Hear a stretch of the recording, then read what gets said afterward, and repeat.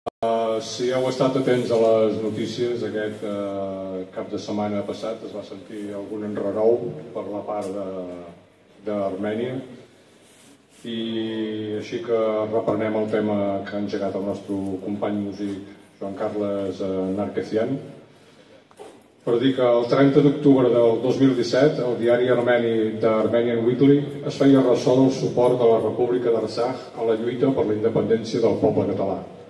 La República d'Artsakh, que aquí coneixem més com a Nagorno-Karabakh, és una reunió del Caucas de majoria armènia situada a pocs quilòmetres de la República d'Armènia, a l'extrem sud-oest i envoltada per Azerbaidjan. Entre el 1915 i el 23, els turcs, reduït el seu imperi gairebé a les fronteres actuals, van assassinar més d'1,5 milió d'armenis i més d'1 milió van ser deportats. Tots els armenis que vivien dins les fronteres turques van ser morts o expulsats. La raó era l'imperatiu turc d'unificar-se com un sol poble, una sola llengua i una única religió, vigent en l'actualitat després del triomf d'Erdogan a les urnes. Coneixem algun exemple proper d'algun estat amb el mateix projecte? Hi havia també més raons. Aquesta zona del Caucas és un passadís vital pels gasoductes que surten del mar Caspi cap als mercats mundials.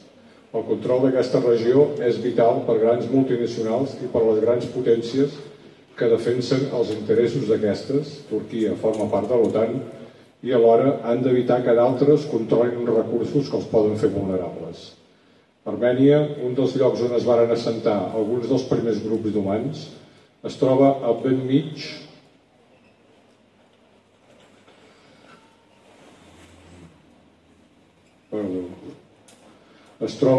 mig d'aquesta zona calenta. El 21 de setembre de 1991 va declarar la seva independència de la Rússia soviètica. En el mes de novembre, a Artsakh, amb població armènia i àzeri en aquests moments, els armenis declaren la secessió. El govern d'Azerbaidjan reacciona anul·lant l'autonomia, es convoca un referèndum i es declara la independència.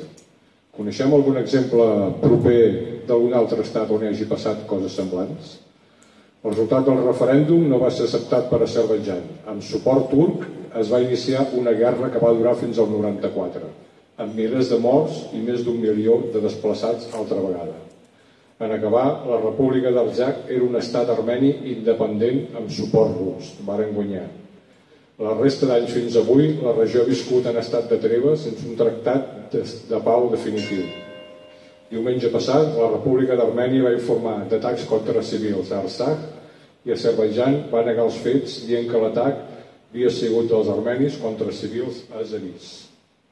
Un cop més, els armenis situats en un lloc estratègic del mapa geopolític mundial es tornen a trobar a l'ull de l'huracà, arrossegats per forces econòmiques i ideològiques disposades a assolir els seus objectius a sang i foc, sacrificant el que calgui i a qui calgui. Tot el nostre suport al poble armeni i tota la nostra solidaritat amb la seva lluita. Moltes gràcies.